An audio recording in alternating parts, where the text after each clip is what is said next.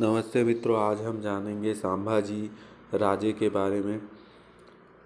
संभाजी राजे 120 युद्धों में से एक भी नहीं हारे, पर इतिहास गायब कर दिया। संभाजी राजा ने अपनी अल्पायु में जो अलौकिक कार्य किए, उससे पूरा हिंदुस्तान प्रभावित हुआ। इसलिए प्रत्येक हिंदू को उनके प्रति कृतज्ञ रहना चाहिए। उन्होंने साहस एवं निडरता के साथ औरंगजेब की 8 लाख सेना का सामना किया तथा अधिकांश मुगल सरदारों को युद्ध में पराजित कर उन्हें भगाने के लिए विवश कर दिया। 24 से 32 वर्ष की आयु तक शुंभ राज के मुगल की पाशविक शक्ति से लड़ाई की एवं एक बार भी यह योद्धा पराजित नहीं हुआ। इसलिए औरंगजेब दीर्घकाल तक महाराष्ट्र में युद्ध करता रहा। उसके दबाव में संपूर्ण उत्तर हिंदुस्तान मुक्त रहा। इसे संभाजी महाराज का सबसे बड़ा कार्य कहना पड़ेगा। यदि उन्होंने औरंगजेब के साथ समझौता किया होता अथवा उसका आधिपत्य स्वीकार किया होता तो वह 2-3 वर्ष में ही पुनः उत्तर हिंदुस्तान में आ धमकता। परंतु संभाजी राजा के संघर्ष का औरंगजेब को 27 बार दक्षिण भारत में ही रुकना पड़ा। इससे उत्तर में बुंदेलखंड, पंजाब और राजस्थान में हिंदुओं की नई सत्ताएं स्थापित होकर हिंदू समाज को सुरक्षा मिली। वीर शिवाजी के पुत्र वीर संभाजी को अयोग्य आदि की संज्ञा देकर बदनाम करते हैं, जबकि सत्य है कि अगर वीर संभाजी कायर होते तो वे औरंगजेब की दास्ता स्वीकार कर इस्लाम धर्म ग्रहण कर लेते। वह न केवल अपने प्राणों की रक्षा कर लेते अपितु अपने राज्य को भी बचा लेते। वीर संभाजी का जन्म 14 मई 1657 को हुआ था। आप वीर शिवाजी के साथ अल्पायु में औरंगजेब की कैद में आगरे के किले में बंद भी रहे। आपने 11 मार्च 1689 को वीर गति प्राप्त की थी। इस लेख के माध्यम से संभाजी के जीवन बलिदान की घटना से धर्म रक्षा की प्रेरणा ले सकते हैं। इतिहास में ऐसे कई उदाहरण विरले ही मिलते हैं। औरंगजेब के जासूसों ने सूचना दी कि संभाजी इस समय अपने 5-10 सैनिकों के साथ वीरध्वज से रायगढ़ की ओर जा रहे हैं। बीजापुर और गोलुकुंडा का विजय में औरंगजेब को शेख निजाम के नाम से एक सरदार भी मिला, जिसे उसे मुकरब की उपाधि नवाजा था। विषय में सूचना मिलते ही उसके बाजें खिल उठी। वह दौड़ पड़ा रायगढ़ की ओर। संभाजी अपने मित्र कवि कलश के साथ इस समय संगमेश्वर पहुंच चुके थे। वह एक बाड़ी में बैठे थे कि उन्होंने देखा कि कवि कलश भागे चले आ रहे हैं और उन्होंने हाथ में रक्त बहा रहा है। कलश ने संभाजी से कुछ भी नहीं कहा, बल्कि उनका हाथ पकड़कर उन्हें खींचते हुए बाड़ी के तलघर में ले गए। परंतु उन्हें तलघर में घुसते हुए मुकरब खान के पुत्र ने देख लिया। शीघ्र ही मराठा रणबांकासुर को बंदी बना लिया गया। संभाजी व कवि कलश को लोहे की जंजीरों में जकड़कर मुकरब खान के सामने लाया गया। जब उन्हें देखकर खुशी से नाच उठे, दोनों वीरों को बोरों के समान हाथी पर लाद कर मुस्लिम सेना बादशाह औरंगजेब की छावनी की ओर चल पड़ी। औरंगजेब को जब यह समाचार मिला तो वह खुशी से झूम उठा। उसने 4 मील की दूरी पर उन शाही कैदियों को रुकवाया। वहाँ संभाजी और कवि कलश के रंग बिरंगे कपड़े और विदूषकों जैसी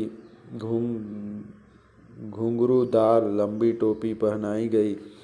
फिर उन्हें ऊँट पर बैठाकर गाजे बाजे के साथ औरंगजेब की छावनी पर लाया गया।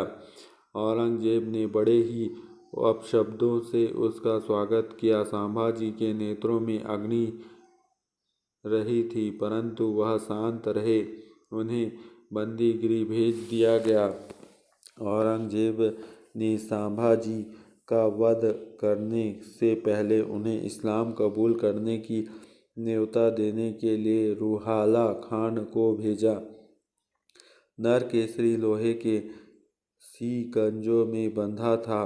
कल तक जो मराठों का सम्राट था, आज उसकी दशा देखकर करुणा को दया आ गई। फटे हुए चित्रों से लिप्त हुआ उनका शरीर मिट्टी में पड़े हुए स्वर्ण के समान हो गया था।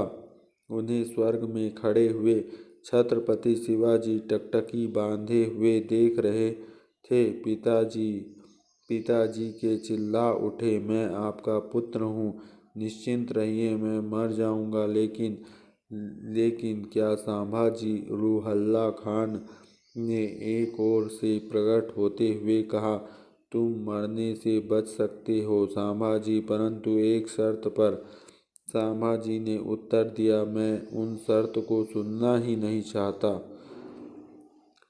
शिवाजी का पुत्र मरने से कब डरता है, लेकिन जिस प्रकार तुम्हारी मौत यहाँ होगी उसे देखकर तो खुद मौत भी थर्रा उठेगा। संभाजी, रूहल्ला खान ने कहा, कोई चिंता नहीं, उस जैसी मौत भी हम हिंदुओं को नहीं डरा सकती। संभव है कि तुम जैसे कायर ही उससे डर जाते हैं, संभाजी ने उत्तर दिया।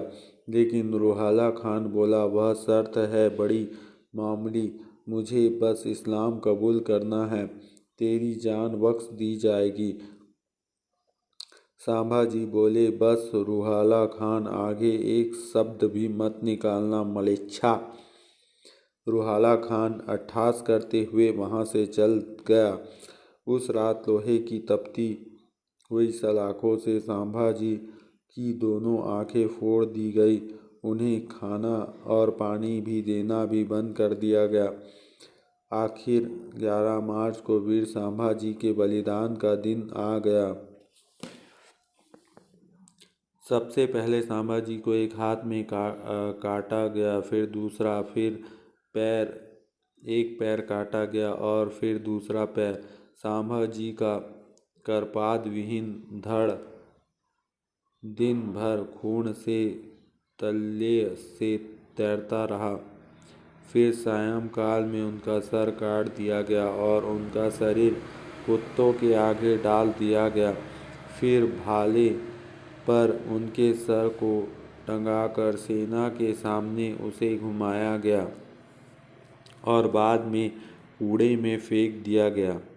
मराठों ने अपनी छातियां पर पत्थर रखकर अपने सम्राट के सर को इंद्रायणी और भीमा के संगम पर तुलापुर में दाह संस्कार किया। आज भी उस स्थान पर संभाजी की समाधि है, जो पुकार पुकार कर वीर संभाजी की याद दिलाती है कि हम सर कट सकते हैं पर अपना प्यारा वैदिक धर्म कभी नहीं छोड़ सकते। मित्रों, शिवाजी के तेजस्वी पुत्र संभाजी के अमर बलिदान का यह गाथा हिंदू माताएं अपनी लोरियों में बच्चों को सुनाएं तो हर घर में महाराणा प्रताप और शिवाजी जैसे महान वीर जन्मेंगे। इतिहास में इस महान वीरों के बलिदान के कारण ही आज हम गर्व से अपने आप को श्री राम और श्री कृष्ण की संतान कहने का गर्व करते हैं। आइए आज हम प्रण लें, हम उन्हीं वीरों के पथ के अनुगामी बनेंगे। साहिर योगेश के शब्दों में कहना है तो देश धर्म पर मिटने वाला शेर शिवा की छावा था। महापराक्रमी परम प्रतापी एक ही शंभू राजा था। तेज पुंज तेजस्वी आंखें निकल गई पर झुका नहीं, दुष्ट गई पर राष्ट्रोन्नति का दिव्य सपना तो मिटा नहीं। दोनों पैर काटे शंभू के ध्येय मार्ग से हटा नहीं, हाथ कटे तो क्या हुआ सत्कर्म कभी भी छूटा नहीं। जी हाँ, कटी रक्त बहाया धर्म का सौदा किया नहीं। शिवाजी का ही बेटा था, वह गलत राह पर चला नहीं। रामकृष्ण सालवाहन के पथ से विचलित हुआ नहीं, गर्व से हिंदू कहने में कभी किसी से डरा नहीं। वर्ष 300 बीत गए, अब शंभू के बलिदान को कौन जीता कौन हारा पूछ लो संसार को। कोटि कोटि कंठों में मेरा आज गौरव गान है, अमर शंभू तू अमर हो गया तेरा जय जयकार है। भारत भूमि के चरण कमल पर जीवन पुष्प चढ़ाया था, है दूजा दुनिया में कोई जैसा शंभू राजा था। जय श्री राम। तो ऐसे वीर बनना चाहिए मनुष्यों को। आज के डेट में हम देखते हैं कि बहुत लोग